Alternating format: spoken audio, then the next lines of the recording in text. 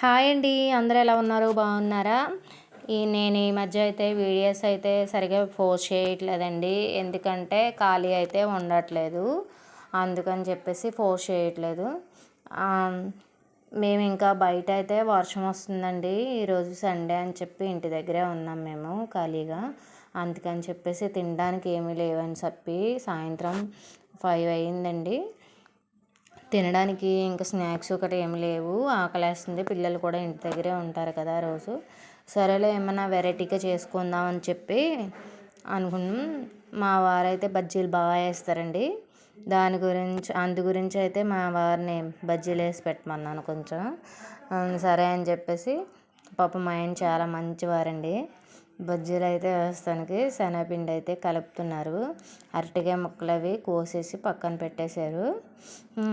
శనగపిండి అయితే అందులో కొంచెం సాల్ట్, వంట సోడా వేసి కలిపేసి పక్కన పెట్టేశారండి. ఆయిల్ అయితే వేసుకొని హీట్ చేసుకున్నారు బాగా. హీట్ అయిన దాంట్లో మిరపకాయ బజ్జీలు అయితే వేసేస్తున్నారు. ఇలా చల్లని వాతావరణంలో వేడి వేడి మిరపకాయ బజ్జీలు తింటే చాలా బాగుంటుంది కదండి. మీకైతే ఎంతమందికి ఇష్టమో కామెంట్ చేయండి. మా బజ్జీలు వచ్చేసరికి బజ్జీ అయితే తయారైపోయినాయండి. అరటికాయ బజ్జీ, మిరపకాయ బజ్జీ చాలా టేస్టీగా ఉంటాయి వేడివేడిగా అలా తింటే. కానీ నేను ఇలా కాకుండా ఇంకా వెరైటీగా తిందామని చెప్పేసి ఫస్ట్ ఉల్లిపాయ అయితే కట్ చేసేసాను. ఉల్లిపాయ కట్ చేసేసి అందులోనే ఉల్లిపాయలో కొంచెం సాల్ట్ వేసేసానండి. కొద్ది కారం కూడా వేసాను అందులోనే. వేసి బాగా కలుపుకొని మిక్స్ చేసుకొని పక్కన పెట్టుకున్నాను.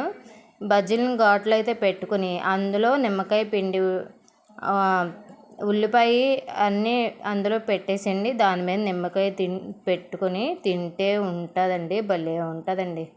ఒక్కసారి ఇలా టేస్ట్ చేయండి, చాలా టేస్టీగా ఉంటుంది. ఇంతకీ మా బజ్జీలు ఎలా ఉన్నాయో మీరు కామెంట్ చేయండి.